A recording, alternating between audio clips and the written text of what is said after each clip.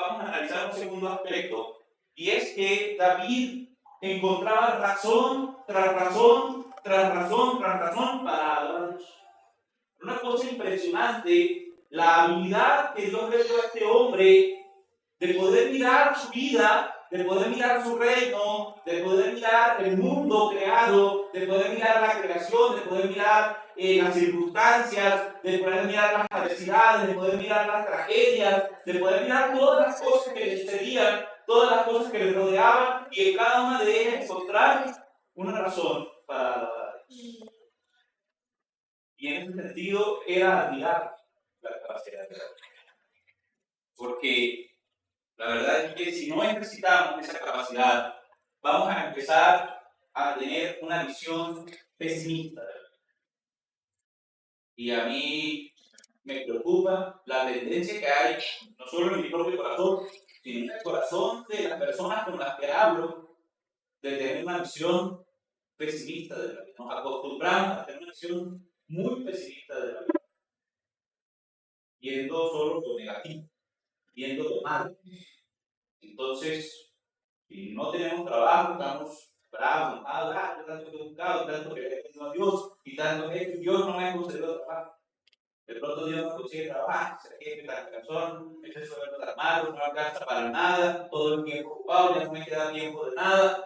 Y siempre hay una actitud pecaminosa en nuestro cuerpo. Oiga, y se ve. ¿Sabe qué se ve? Júntese con una persona que esté todo el tiempo y verá que usted también empezar a criticar todo, a ver todo malo, a renegar por todo. Y entonces, ¿qué peligro hay? ¿Qué peligro de esa inclinación? Y me gusta aprender de David porque David vivió momentos muy difíciles, muy duros. Y sin embargo, esos momentos duros se convirtieron en alabanza a Dios, en seguridad de victoria de sus circunstancias delante de Dios. Y entonces, lo primero es que la alabanza de David hacia Dios se fijaba mucho en quién es Dios. ¿Quién es Dios? David estaba constantemente descubriendo atributos de Dios. Y para los estudiosos de la Escritura, uno estudia los atributos de Dios, ¿verdad? Para poder definir cómo es Dios, para poder encontrar quién es Dios, como se repente a través de las Escrituras. Entonces, recuerden que los testigos de Dios para el hombre, Dios no estudia conocer a Dios si Dios no se revela a nosotros. Y la manera que Dios se ha revelado es, primero, en la revelación general. Y la revelación general de Dios está constituida por la creación y por la conciencia humana, lo que dice Romanos, los primeros capítulos. ¿Verdad? Las cosas invisibles de su eterno poder y deidad son claramente visibles desde la fundación del mundo por medio de las cosas hechas, de modo que los hombres no tienen excusa. Es decir, lo primero que testifica que Dios existe, que Dios, cómo es Dios, es la creación. Lo segundo es la conciencia humana. Dios escribió su ley en nuestros corazones y nuestras conciencias nos defienden, nos acusan delante de Dios. Ahí está entonces esa ley general escrita por Dios. Pero hay una revelación especial. Y esa revelación especial está constituida también por dos factores que son el Señor Jesucristo, ¿sí? Dios habiendo hablado, desde el capítulo 1, Dios habiendo hablado en otros tiempos a los padres por medio de los profetas, en estos posteriores tiempos nos ha hablado por medio de su Hijo, a quien yo le recuerdo porque así mismo es el universo. Entonces Cristo es la imagen misma de Dios. Conocer a Cristo es conocer a Dios, o como dijo el Señor Jesucristo, el que me ha visto a mí, ha visto al Padre. Pero, ¿sí? También dice ese mismo versículo, habiendo hablado a los padres en otros tiempos por medio de los profetas. O sea que la otra revelación especial de Dios son las Escrituras. A lo que la Biblia hace una referencia con el término de los profetas, o sea, los que escribieron por boca de Dios en el tiempo pasado. La Escritura entonces es la manera que nos queda a nosotros, ahora que el Hijo ha subido a la gloria del Padre, que no lo podemos encontrar en una reunión, que podemos verlo en personas, que no pueden predicar en personas, pues la manera de conocer a Dios, lo que Dios ha revelado y quién es a través de las Escrituras. Entonces, cuando un estudioso de la Biblia se acerca para descubrir atributos de Dios, y si alguna vez usted no quiere hacer un estudio bonito, la Biblia está haciendo uno tiene una Biblia rayada, muy interesantemente, donde aparecen las cosas que Dios hace y lo que Dios es. Y es un estudio muy bonito porque encuentra unas cosas impresionantes en la Biblia acerca de Dios. Pero si hay un lugar donde usted prácticamente puede rayar todo el día, es en los Salmos. Los Salmos es una constante descripción de quién es Dios y de qué hace Dios. Todo el tiempo. Porque eso es alabar. Alabar es alegrarse y deleitarse en esos dos aspectos. Cada vez que usted descubre algo acerca de Dios y cada vez que usted se da cuenta que Dios ha hecho algo en favor suyo, ahí surge la alabanza, la adoración. Y eso es lo impresionante de la alabanza de David, que es una constante compilación de esos atributos de Dios y de esas obras de Dios. Lo primero, los atributos de Dios. Ahora, como el libro es tan grande, no vamos a poder estudiar todos los atributos de Dios, ya todo el año, nos quedaría faltando tiempo. Pero vamos a mirar panorámicamente algunos atributos de Dios que se encuentran en salmos escritos por David. ¿Listo? Vamos primero a hablar de que tenemos un Dios incorruptible. Y esto es maravilloso. Saber que Dios es incorruptible. Salmos 51, 16 y 17. Salmos 51, 16 y 17. ¿Estamos ahí? Vamos a leer juntos. ¿Listos? A la cuenta de 3. 1, 2, 3. Porque no quieres sacrificio que yo no daría. No quieres holocausto. Los sacrificios de Dios son el espíritu quebrantado, al corazón contrito y humillado, no despreciarás tú. Entonces aquí en esta porción David nos recuerda a nosotros que Dios no está interesado en nuestros bienes terrenales. Creo que yo no hablé con Giovanni, pero no tenemos puesto de acuerdo. Cuando me gustó esa frase, bueno, yo al Señor le interesa más el ofrendador que el hombre.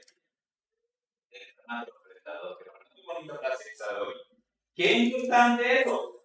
¿Qué importante eso? ¿No? Dios está interesado en el acto válido de adoración, esos sacrificios, ¿no?, que provienen de un corazón humillado. Hermanos, si nuestra ofrenda no proviene de un corazón humillado delante de Dios, no es agradable delante de Dios.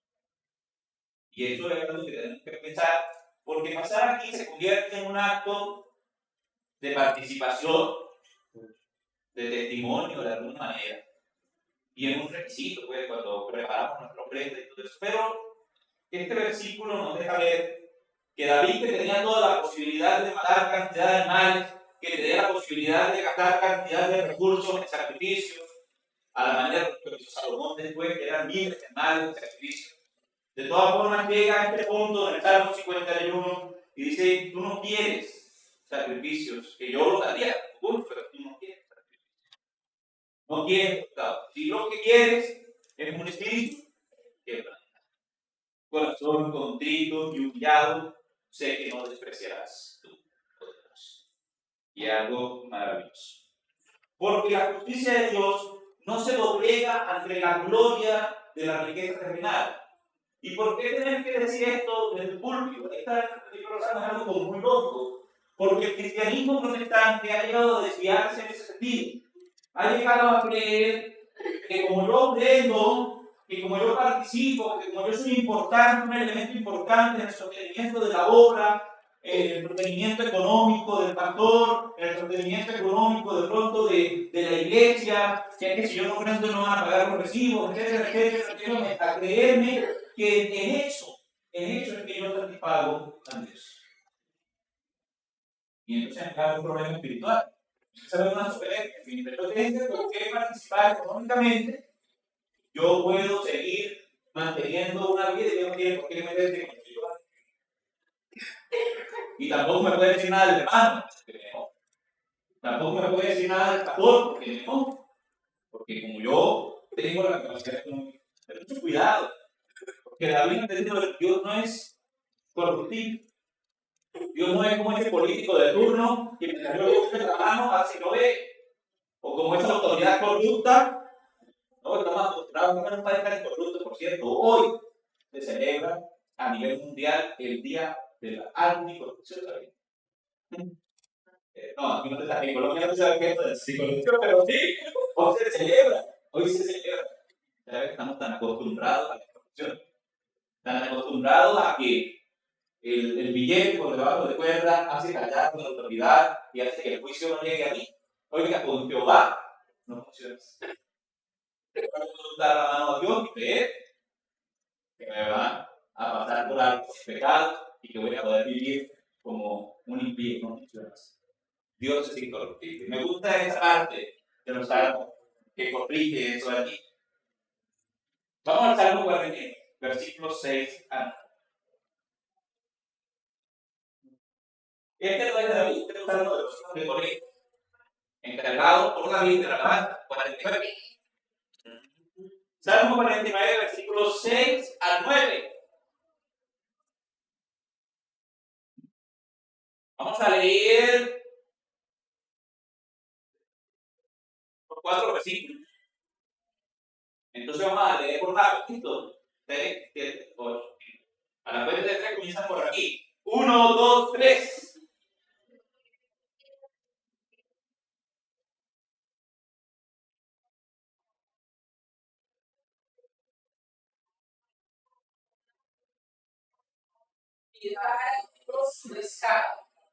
Porque la televisión de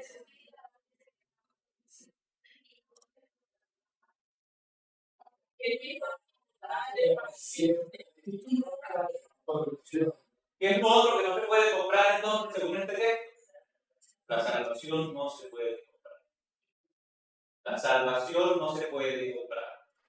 El pecado por el cual, que motivó, que impulsó, entre otras cosas, el movimiento de la reforma protestante fue precisamente la venta de indulgencias, que era la costumbre de producir unos documentos firmados por el Papa, donde a usted le garantizaban que usted dejaba la finca, la casa, sus bienes, sus riquezas a la iglesia, usted o su familiar, que ya se había muerto, iban a reducir los años en el purgatorio, porque todo el invento no está en la Biblia, iba a pasar directo al cielo de la persona. Compre la salvación. Usted la oiga, malo que yo allá. Malo que la iglesia protestante está haciendo lo mismo. Engañando a la gente, haciéndoles creer que mientras tengan economía suficiente, van a poder ellos imponerle un pacto nuevo a Dios, diferente al que ya Dios ha establecido. El único pacto nuevo, el único pacto que Dios recibe en este tiempo es el que ha establecido a través de la sangre y de Cristo. Este es el nuevo pacto de mi sangre que por vosotros se derrama. Entonces, la sangre de Cristo es el único pago, es el único medio por el cual el hombre que no tiene cómo con sus bienes terrenales pagar por la salvación puede asegurar que su alma no va a ir al infierno, no por sus bienes terrenales, sino por la obra que hizo Jesucristo en la cruz. Entonces, miren este Dios incorruptible que aquí en la nos dice: vean, los que confieren sus bienes, ninguno podrá redimir a su hermano. Ninguno podrá pagar un rescate para que viva en adelante y nunca vea corrupción. No hay cómo pagar por la vida eterna con bienes terrenales. Dios es incorruptible. Y es muy bonito.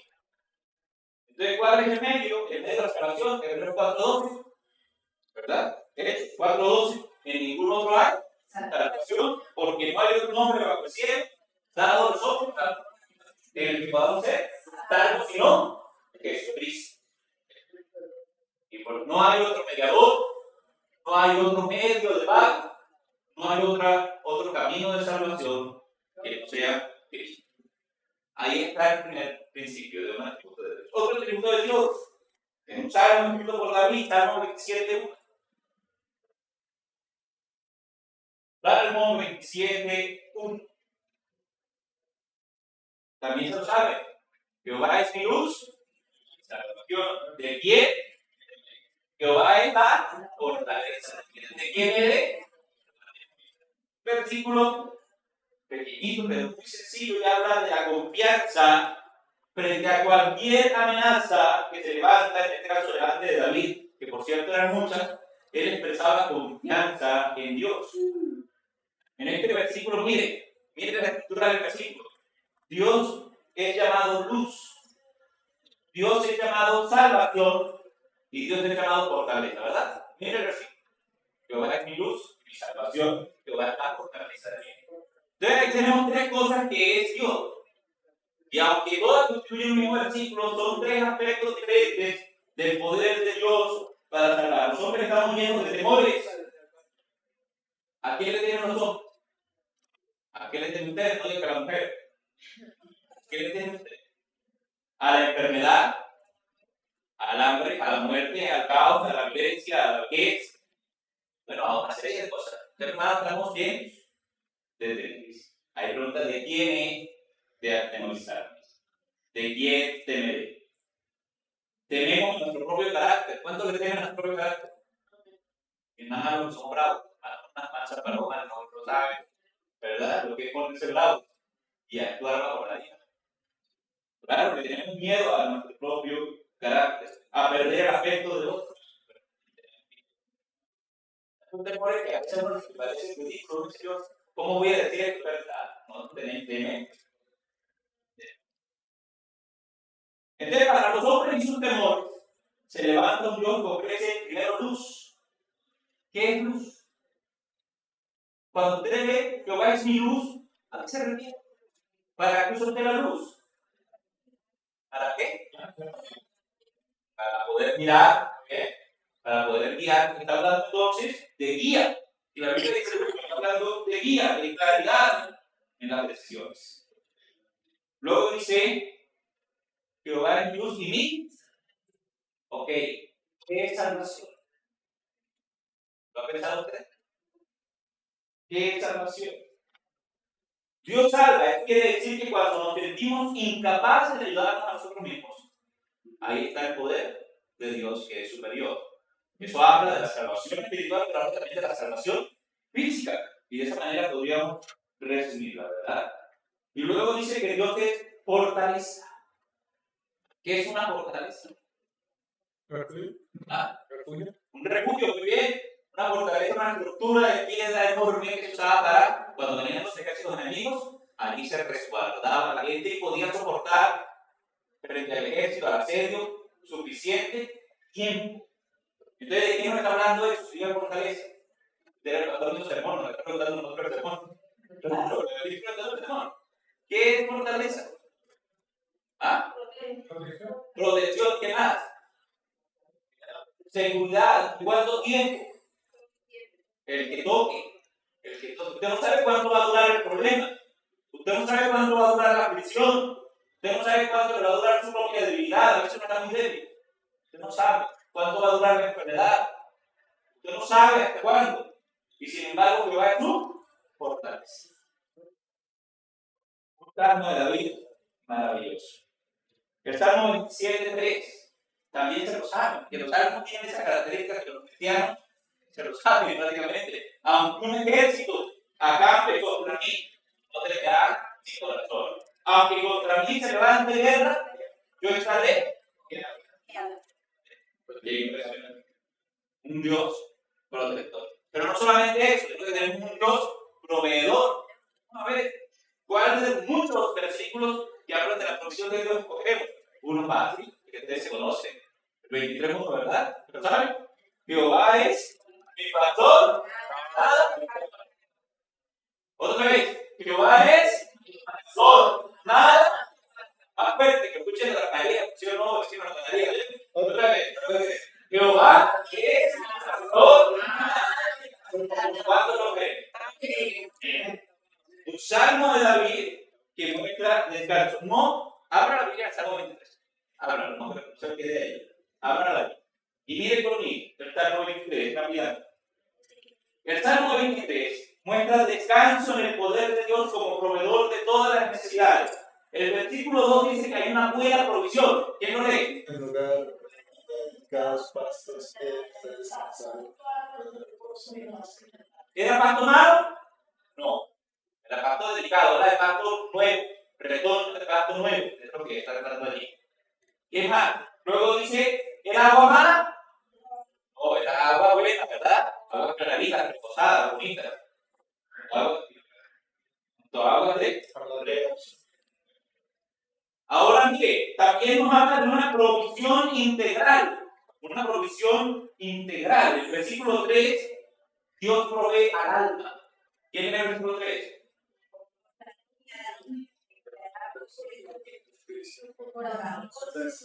Confortará mi alma.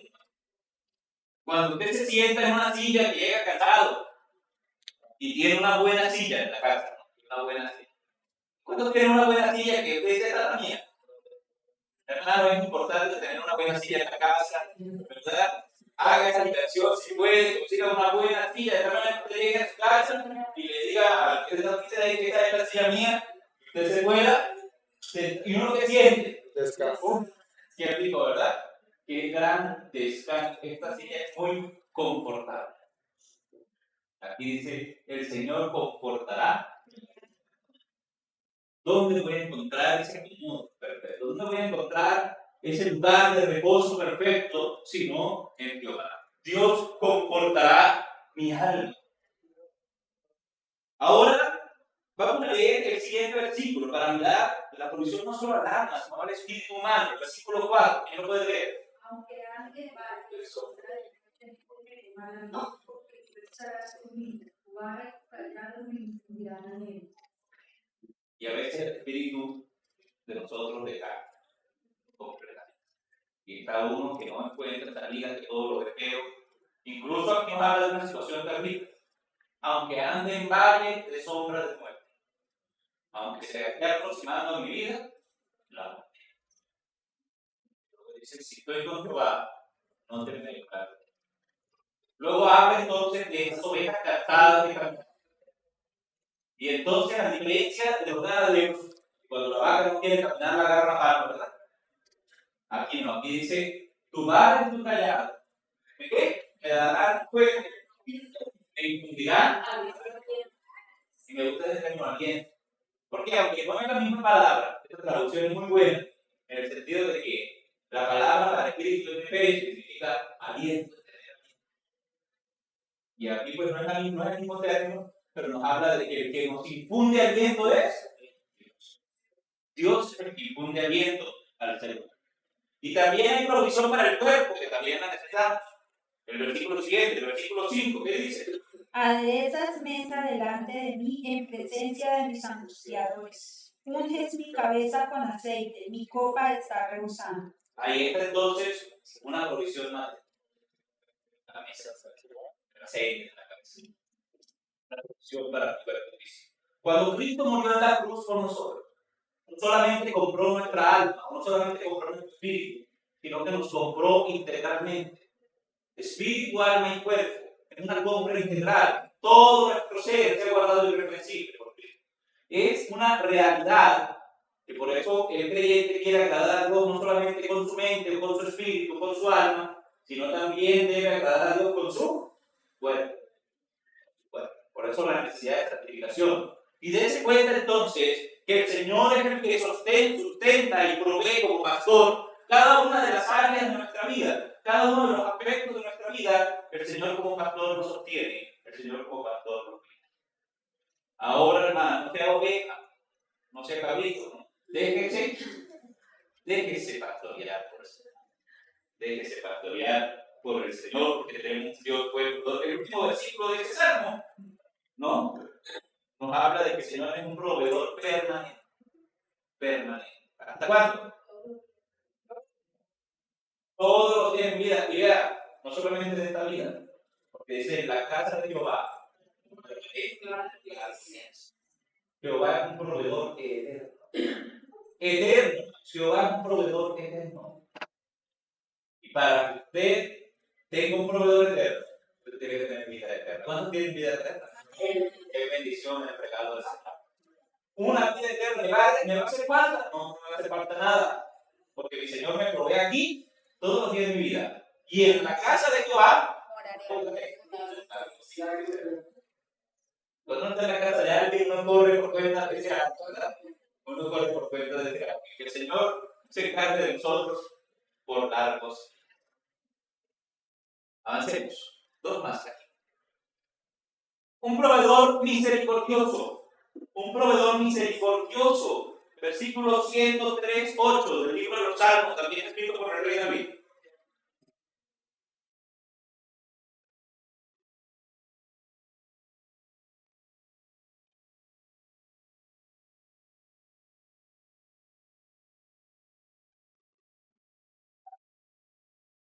¿Están allí? Leamos juntos a la cuenta de 3. 1, 2, 3. Misericordioso y clemente es Jehová, lento para castigar y grande en misericordia. Este maravilloso salmo que está allí en este versículo describe el carácter misericordioso de Dios, quien a pesar de nuestras rebeliones y de nuestros pecados está dispuesto a perdonarnos. En el versículo 9. Léalo rapidito, ¿quién lo lee? No cometerá para siempre para Vean, dispuesto a perdonarnos, y está hablando de si fallamos, ¿no? De si pecamos. No contenderá para siempre, no para siempre, ¿verdad? También está dispuesto a no pagarnos como merecen nuestros actos. En el verso 10.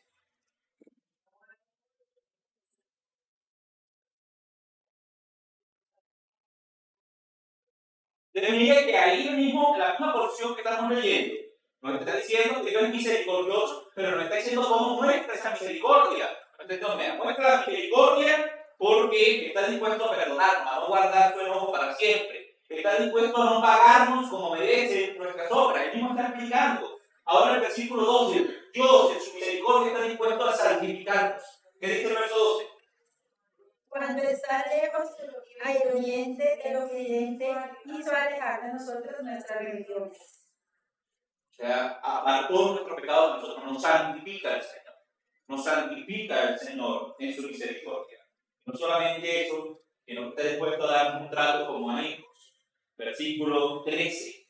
¿Quién lo puede leer? Verso 13. como el padre se compadece de los hijos, se compadece Jehová de los del ¿Cuántos quieren que Dios trate de contrato con hijos? Yo sí quiero que Dios trate con hijos. Y esto dice la Escritura también en el Evangelio de San Juan, hablando de la fe en Jesucristo, mas a todos los que le recibieron, a los que creen en su nombre, Dios potestad de ser hechos Hijos de Dios. trato como de ellos. Qué maravilloso es el Señor en su misericordia. Tanta benignidad de Dios hacia el ser humano que permite que el hombre le clame a Él en cada situación y que el Señor ha de construir. El Salmo 34:4 dice: busqué a Jehová y Él me oyó y me libró de todos mis temores. Busqué a Jehová y Él me oyó y me libró. Ahora, uno más. Tenemos un Dios glorioso. Un Dios glorioso. Salmo 93, versículo 1. Salmo 93, versículo 1.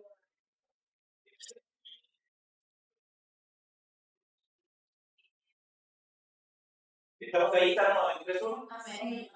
Bueno, leamos juntos. 1, 2, 3. Jehová reina, Se vistió de magnificencia. Jehová se vistió de signo de poder. Afirmó también el mundo y no se vea. Hermano, mire allí. No se vaya a altar, no se vaya a altar. Nuestro Dios es lo más excelso. Nuestro Dios es lo más sublime que existe. No hay un ser tan majestuoso, no hay un ser tan poderoso. Y este salmo, mire usted allí, nos habla de la eternidad de Dios. Mire el verso 2. Es excelso porque es un ser eterno. ¿Qué dice? ¿Quién lo lee? Firme es tu trono desde entonces, tú eres eternamente. Eternidad. Por eso es excelso. Nos habla de soberanía. El verso 3. Alzaron los ríos ondas. En los ríos. ¿Quién gobierna sobre las aguas? ¿Quién gobierna sobre el río? Dios. Habla de la soberanía. Nos habla de la adoración, de la creación al Señor. El verso 4 nos habla de poder. De poder. ¿Quién lo puede leer? Jehová en las alturas es más poderoso que el estruendo de las muchas aguas, más que las recias ondas del mar. El Dios creador que hizo las aguas es más poderoso que ella. Es más recio, es más fuerte. Tiene más poder, como dice el verso 4. Y nos habla de la santidad de Dios, el verso 5. Tus testimonios son muy firmes. La santidad conviene a tu casa, oh Jehová, por los siglos y para siempre. ¿Cuándo deja Jehová de ser santo? Por los siglos y para siempre. Entonces, note usted con el ejercicio que acaba de hacer, que usted puede tomar cada salmo, escrito por David o no, sentarse, empezar a mirar versículo por versículo y encontrar descripción de los atributos de Dios, de quién es Dios y cómo me afecta esto. Porque cada salmo de David no solamente tiene qué es Dios, sino qué efecto tiene eso, ese descubrimiento que hice acerca de Dios, qué efecto tiene en mi vida. ¿Qué efecto tiene saber yo que Dios fue el creador de todas las cosas? ¿Qué efecto tiene saber yo que Dios es poderoso? ¿Qué efecto tiene saber yo que Dios es benigno? ¿Qué efecto tiene en mi vida esto? Porque no puede la Biblia estar ahí, así muy bonito eso que dice, esto no puede quedarse ahí.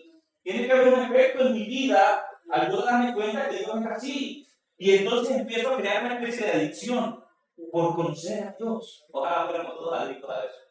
Conocer a Dios es algo. Porque cada vez que yo conozco un poquito más de Dios, de quién es Dios, confianza en Él, mi descanso, mi plenitud como cristiano, mi madurez cristiana va a madurar.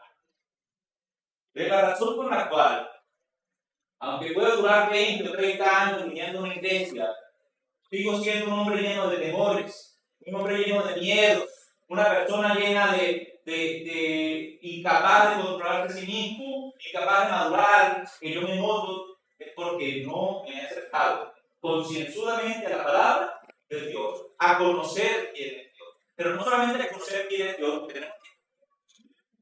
Vamos. Los demás no tenemos nada, entonces el invierno también. Sino solamente conocer quién es Dios, sino conocer qué hace Dios. Y de eso también se encarga David, de decirnos qué hace Dios.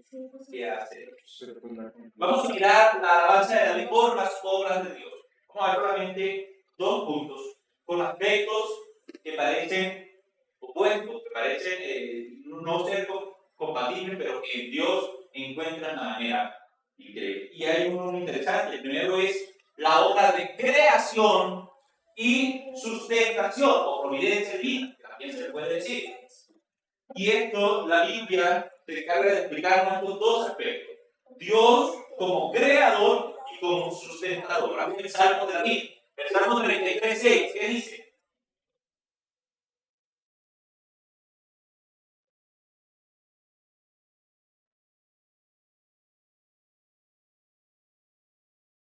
Salmo 33:6.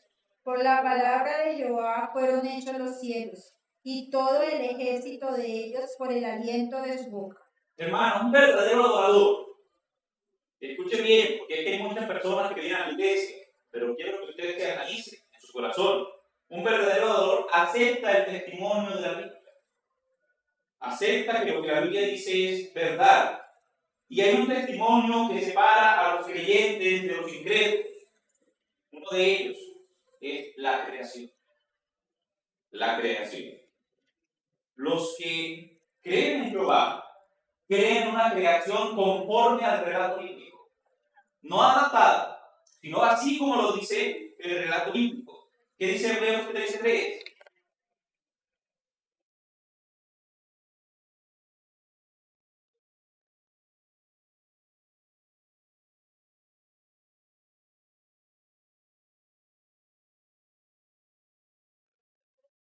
Sí, 13:3. A ver, vean.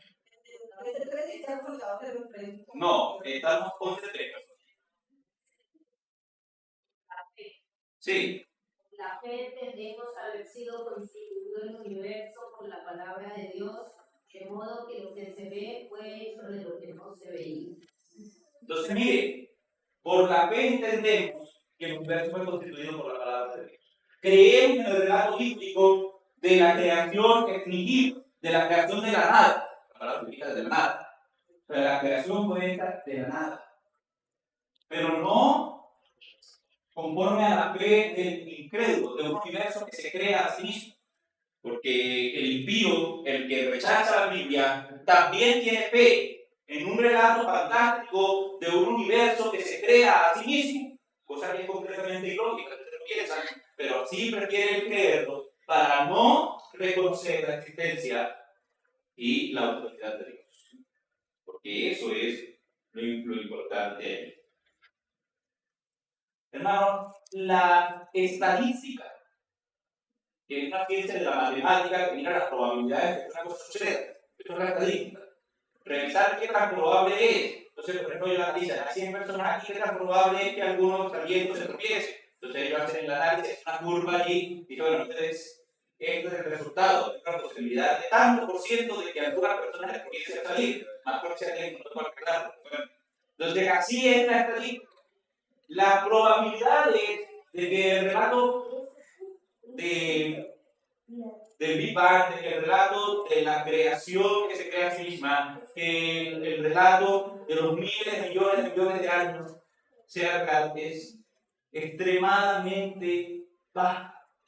Tan baja que es 0, una cantidad de cero enorme en la clase y al final un 1 por allá atrás.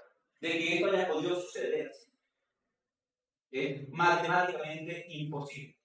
Y la única manera de que esa ecuación empiece a dar resultados más probables es sumarle años.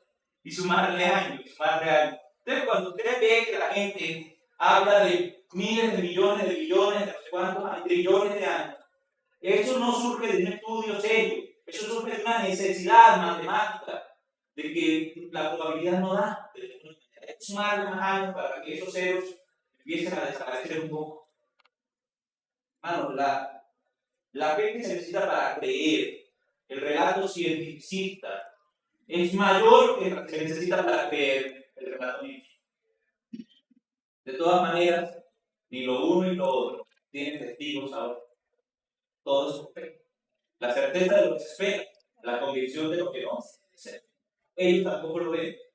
Y lo dicen como si fuera real. Sus teorías, sus hipótesis. Ustedes, en cambio, tienen testimonio de Dios mismo. Siempre. Yo lo creí, yo lo colgué. Y eso vale más. Porque Dios es verdad y todo hombre es mentiroso. Y eso es algo importante a mirar. Ahora, les decía yo que David tenía una habilidad, una capacidad, que era que nos dice el libro de Romanos, que era capaz de mirar el cielo, era capaz de mirar el árbol, era capaz de mirar a su prójimo y decir realmente, esto no pudo haber surgido de nada, realmente hay un creador, hay un Dios. Y digo yo que esa es una habilidad que Dios le dio, una capacidad que Dios le dio y que todo creyente debería tener. Poder mirar la creación y decir realmente hay un Dios. Y miren que hay un salmo que no está allí, pero aquí no, si lo tengo, el Salmo 19:1, también se lo saben ustedes, dice, los cielos cuentan la gloria de Dios, el firmamento anuncia la obra de sus manos. Entonces, la creación es un testigo constante, y David alababa a Dios por su poder creador, y veía en él, en la creación, un testimonio constante de la existencia de Dios.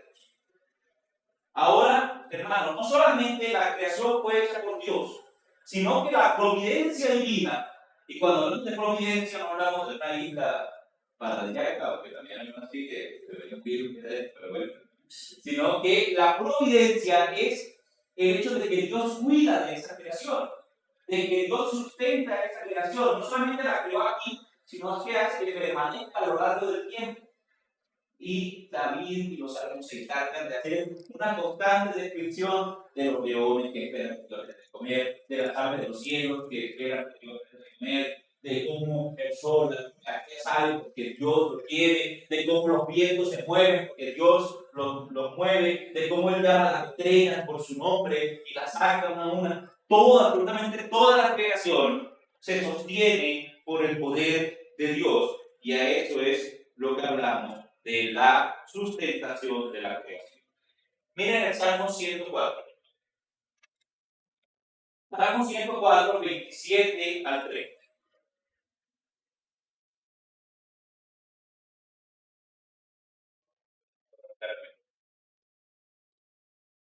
Sí.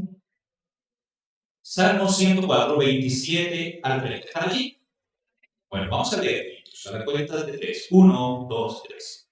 Todos ellos esperan en ti, para que les des su comida a su tiempo. Les das, recogen, abres tu mano, se sacian de bien, escondes tu rostro, se turban, les quitas el hálito, dejan de ser y vuelven al polvo. Envías tu espíritu, son creados y renuevas la paz de la vida. Y esto es maravilloso, porque nos habla de que Dios mantiene en la creación, pero también cuando Él decide, estos seres creados dejan de ser.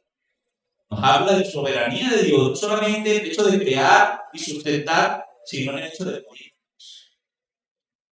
Que de eso no nos gusta hablar mucho, pero también hay soberanía de Dios en el acto del final de la vida. Y también el Señor envía su Espíritu y son nuevamente creados. Y el Señor renueva la paz de la tierra en unos ciclos. Usted puede mirar en televisión esos programas de naturaleza, usted mira estos desiertos o animales muertos de sed, ¿verdad? Y buscando y tomando agua de unos charcos, y uno está apanado porque el animalito se va a morir. Uno sabe que el camarógrafo no va a salvar, que lo va a dejar morir para hacer el documental. Uno está apanado por el animal. Pero de un momento a otro usted ve las tormentas y cae y se renueva la tierra. ¿Quién hace eso? Dios. Dios hace eso. Dios la sustenta. Desde los monstruos marinos hasta las microscópicas bacterias, todo lo que existe, existe porque Dios lo sustenta. ¿Quién sabe Colosenses 1:17? Si no se lo sabe, ¿por qué? Colosenses 1:17.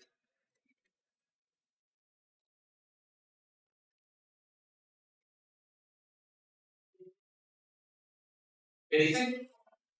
Que Él es antes de todas las cosas y todas las cosas en Él existen. Todas las cosas en Él subsisten. Él las mantiene. Él las sustenta. El Salmo 145, los versículos 15 y 16 dice: los ojos de todos esperan en ti y tú les das su comida a su tiempo. Abres tu mano y colmas de bendición a todo ser viviente. Hermano, ¿sabe en qué nos ayuda eso a nosotros? Cuando usted se asoma a la nevera y la abre y ve que no hay nada.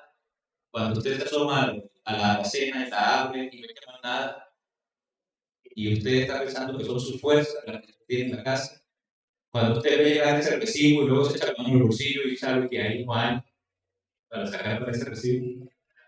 Cuando usted empieza a engañarse y a creer que el sustento suyo proviene de su pareja, o que el sustento suyo proviene de ese trabajo que Dios le dio, o que ese sustento proviene, y el día que el Señor le quita eso, esta semana que la mujer me se echó un susto, porque yo salí y no la avisé, no salí y no le avisa. Entonces ella pensó que yo me había muerto, no sé por qué, las mujeres son tan pesimistas. Ella pensó que había enviudado. Entonces cuando yo llegué, se alegró. Bueno, me alegra que se haya alegrado, pero no siendo nieta. Pero no, se alegró. Y luego me dijo: ¿y qué si yo qué voy a hacer? Y yo: pero Dios. Porque nosotros nos engañamos tanto, hermano, que empezamos a creer que dependemos de ciertas cosas que no son. Jehová le da a todos, porque los ojos de todos esperan. Qué bonito es ese salmo. Tú le das la comida a su tiempo. ¿Cuándo nos da el Señor la comida? Su tiempo. Y me acuerdo porque todos los que estamos acostumbrados a hacer mercado, tenemos comida para el mes. Y nos gusta tener comida para el mes o para la quincena, ¿verdad? Y cuando el Señor enseñó a orar, el Señor Jesucristo enseñó a orar, enséñanos a orar. Entonces Él dice: el pan nuestro del mes de hoy, ahora, el pan nuestro de cada día, dánoslo hoy. Dame el pan de hoy. Y mañana Jehová dame el pan de hoy. Y pasado mañana vuelvo a orar: Señor, dame el pan de hoy. Pero nosotros somos tan malos para que nos gusta tanto tener de dónde echar mano. Y a eso habla de nuestra poca fe, niños, de nuestra poca fe. Ahí está entonces un Dios creador, pero también un Dios que sustenta esa creación. Y vamos a terminar con otros dos aspectos que en los libros de Salmos hay muchos. Y es la obra de juicio y la obra de salvación hecha por Dios. Ambas, juicio y salvación, provienen del mismo Dios. Juicio y salvación provienen del mismo Dios. es Dios, es Jehová nuestro Dios, el miedo más grande de la raza humana y al mismo tiempo es Jehová nuestro Dios, la alegría, la salvación más grande de la raza humana. Y todo depende de lo que el ser humano haga con el mensaje del Evangelio. Por eso, juicio y salvación provienen del mismo Dios. Salmo 9:8. ¿Quién lo puede leer?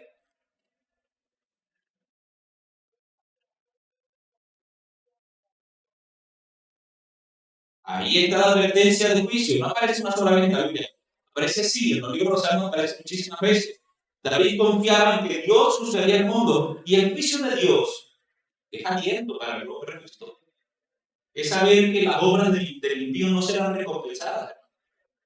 Es saber que el esfuerzo por vivir correctamente no es en vano. El juicio de Dios es esperanza. Pero además David entendía que él también que él también fallaba, que él también pecaba. Y que así como de Dios venía el juicio, de Dios era el único lugar donde podía venir la salvación de su alma.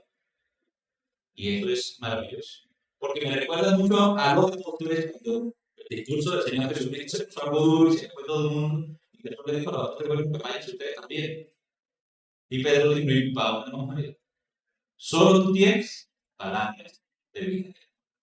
Entonces David entendía que sí, Dios era juez, que iba a ser castigado. Pero cuando David pasaba de ser del lado de los justos a sentirse en el lado de los pecadores, a sentirse en el lado de los que fallaban, a sentirse en el lado de los que se rebelaban contra la voluntad de Dios, entendía, comprendía que la salvación, que el perdón de sus pecados también proviene de Dios. Vamos a buscar un par de salmos antes de terminar. El Salmo 103:3.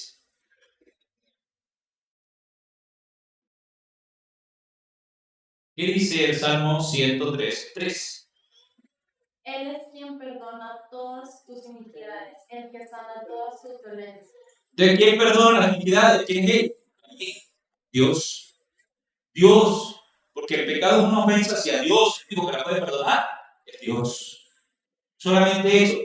Dios no solamente puede perdonar los pecados y la eternidad de David, sino que también entendía que Dios es el único que puede librarnos de la muerte. Y el Salmo 33 habla de eso. ¿Quién lo encuentra? Salmo 33. Y alguien que vaya buscando el Salmo 62:1.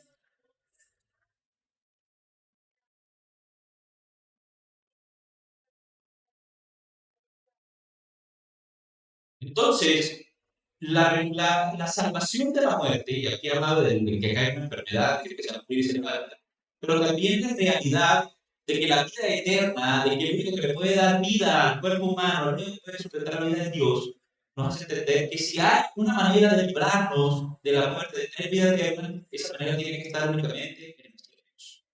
Ahí está entonces ese concepto. Pero además de eso, el Salmo 62:1, ¿qué puede leer?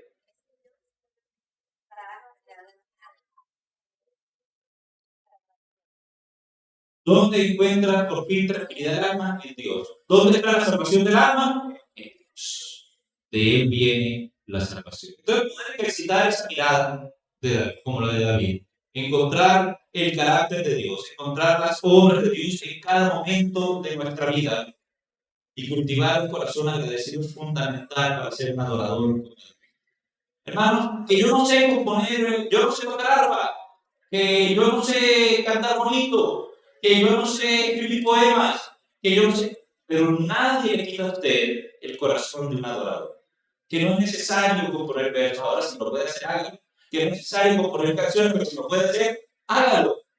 Pero lo importante es que usted tenga unos ojos como los de David. Que deje de mirar la vida con ese ánimo de renegar, con ese ánimo de criticar, con ese ánimo de ver lo malo, y que empiece a mirar el mundo y a ver en cada situación, a ver en cada circunstancia la mano de Dios obrando a favor suyo.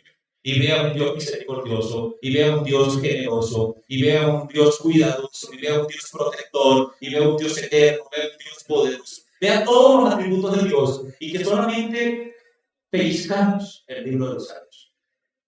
Lo pellizcamos. Ojalá esto nos anime a irnos allá, a estudiar más allá. Es hermoso libro ver cómo se puede descubrir cada día quién es Dios y qué hace bien por nosotros. Vamos a terminar diciendo que como David nosotros glorifiquemos a Dios descubriendo cada día lo que es Él y lo que Él es.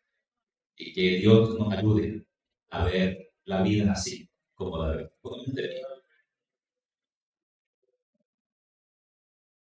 Soberano Señor y Padre Celestial, gracias por tu palabra, Padre Celestial, y gracias por mostrarnos en ella cuánta riqueza hay, Señor, de ti, cuánto podemos descubrir de ti, cuánto podemos refugiarnos en ti, cuán grande es tu poder, cuán grandes son tus obras, cuán grande es tu misericordia, Señor, y tu fidelidad para con nosotros. Padre, pon en nosotros un corazón conforme a ti, que podamos, Señor, deleitarnos en tu misericordia, en tu gracia, en tu poder, en tu bondad, que podamos esperar, Señor, el refugio que viene de ti, tu grandeza, Señor, y que podamos deleitarnos, Señor, en tu presencia. Gracias, Padre, por mis hermanos, gracias por sus vidas y gracias por este tiempo de estudio de tu palabra. Sea la gloria y la honra por los siglos de los siglos. Amén. Amén.